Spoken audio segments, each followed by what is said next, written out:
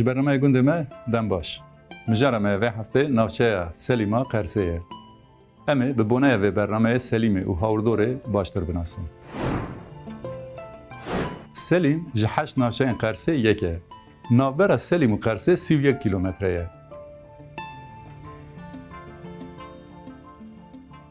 لگور سرجماری سال 2023 نفوس نافچه 21178 کسان پکته. 52 گند و گلک مزرعه لسر نافچه اینه. روبر ارداوی 1011 کیلومتر قاره، بلندهی جاست آوی 1855 متره. ناوند قرصه قاغزمان، کاموشان، باردز و مردینک جیران نافچه اینه. سلیم وک اردیگاریت که ناف سینور پارزگه ها سرحده. نافچه لسر ریه ترینه نافبر قرص و ارزرومه. نافچه سلیمه لراسته که مزن لقونتار چین کوپیل هاتی آوا کرن. چافکانین آوه لحریم پرزده هنه. چافکانین سرکه این چم قرصه لسلیمه نه. جی هری بلند ایل نافچه چیای کوپیله. لنافچه آو هوای پارزمینی سردسته. وک تواهی حریم سرحده زوستان سار و ببرفه. هاوینان جی هنکه. سلیم دالی اردنیگاری و جدو بشان پکته. بشا چیای کوپیل و بشا زوزان بازپوش او بشا باشو روجلات. لحریم چیای کوپیل گندن اقچه قله، خره قله، قامشلو، بازرگان، کرجک، باشکو، بیکو، وریشان، چیولاقلی، لالوغلی، خطرانی و بولک باشی هنه. لبشا زوزان بازپوش تویگون، مخرل، خاسبک، زلیجه، انیجه، بایکارا، یاسیجا، پرود، خوشاپنار، ارتاقله، اسکی گازی و گرملی هنه. لنافچه گلک زوزان هنه. لحریم باشو روجلات جی نزیگی 20 گند و مزره هنه. چم هری نافدار ادناف تخوب نافچه را در باست دوه چم قرصه ایه. چافکانی چم قرصه رزچیان کوپل ایکو لباشو روجوای نافچه ایه. دست که ده بگرانی بر بروجلات و دناف نافچه و باجاروک نافچه به همان ناوی سلیم را ده هرکه. پاش دزوره باکور و دناوند باجار قرصه را در باست دوه. پشتره به کمر اکفره بر به باکور، پشتره بر بروجلات و داوی دجی بر به باشور روجلات و ده هرکه. درجاهی چم قرصه 93 کیلومتره. وکیدن چند چم بچوک این وکه چم گله، چم ککجه و چم بوسکوشی چند چم هنه. چیای کوپیل چیای که مزن ال باکور کردستانه. چیا دناف سینور قاموشان، سلین، مردینک و بارد زیده. بلندهی اوی 3120 متره.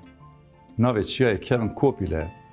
دشار عثمانی و ارزانده 9000 لشکرین عثمانی لوی چیایی سرمانه قفلینه.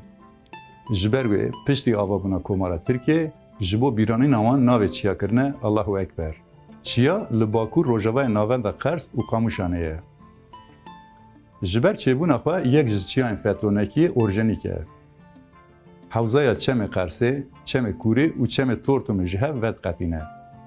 سینورین باجار ارزروم قرصه دلودکن چیان ده در باسته به. درجه های زنجیره چیا 40 کیلومتره و فرهیاوی 20 کیلومتره. جی هری بلندترین گره کوپله. چیا خودی قاده که بقاسی 25880 هکتاره. دناب قاده چیه ده لگور اوروپا 5 لگور دنیای 4 جوره دبن خطره دنه. دناب قاده چیه ده 29519 هکتار وک اجی پاراستنی هاتی اعلان کرن. ناو چیا بزاراوی کرمانشکیه، کو و پیل. هر دو پیجی جبو جین بلند این وک چیا، گر، تل، توم و هر وکی دن تبکارانین. کوپیل دواتای چیای مزنده یه. ناو ناوچه دنقشه بریا 1877 ده وک حلب جگ در باسته به. ناو سلیم جی جدسپیکا داگرکاری اوروز و با آوایی که سلیم انوهاتیه بناف کرن. هرچ قاس دربار نافچه ده آگاهی دیروکی تنه بنجی خاطیه اثبات کرن که قرص و حریم اوه جدم کونار و ناوند نشتجیهونه. جبر کو نافچه نزگی ناوند قرصه دیروک آمان جهم نجودایه. حریم قرصه جی سروریا اورارتویانه. بری زاین ده سال 145 ده اسکیتی و پشتی زاین ده 100 سال 50 ده آزاکی لحریم حکم کرنه. ده سال 430 ده امپراتوریا ساسانیان قرص و دردورا و خستنه بن کنترل خواه. ev herem demek درێژ di navbera Sasanî, Bîzans û Mislimanan de bûye qada têkoşînê. Di sala hezarê de xanedaniya Selçûkiyan dest bi hatina Anatoliya kirine û têkoşîna bi împaratoriya Bîzansê re di sala 1604 de Qersê, di sala 1701 de Milazgirê dagir dikin û ev dagirkerî bûye bingeha ketina Tirkana Ewil û demdirêj a herêmê.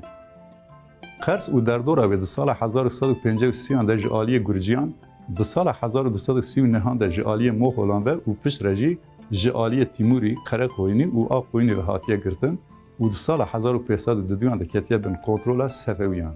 Têkoşîna di navbera Sefewiyan û İmparatoriya Osmanî de bûye sedema hilweşandina gelek berhemên dîrokiyên li herêmê.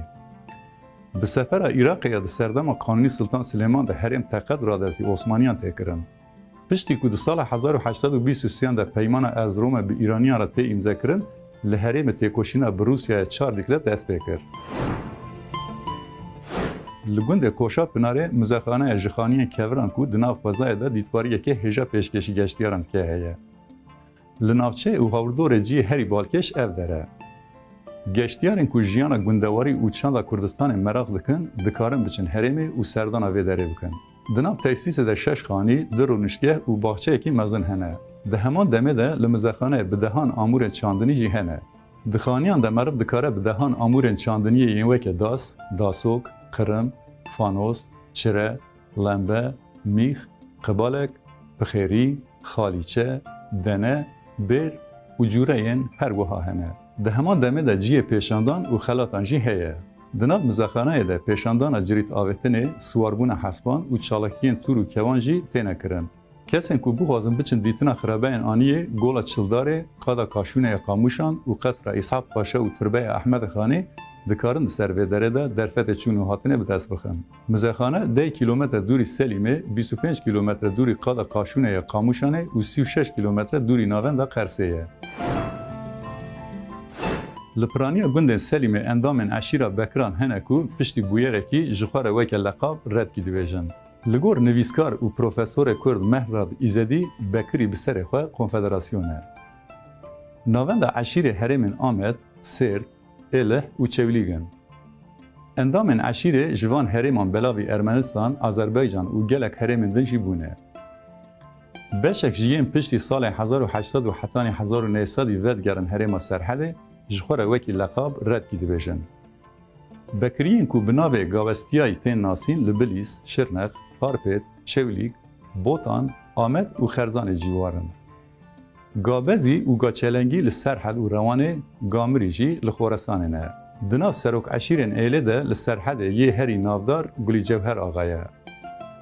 Di heman demê de bi dehan qebîleyên girêdayî eşîrê hene ku li çar aliyê welat û Tirkiye belavkirîne.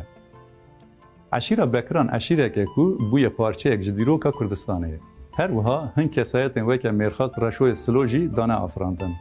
Di heman demê de eşîra Bekiran nirxên ku gelek ket dane çanda Kurdî afirandine.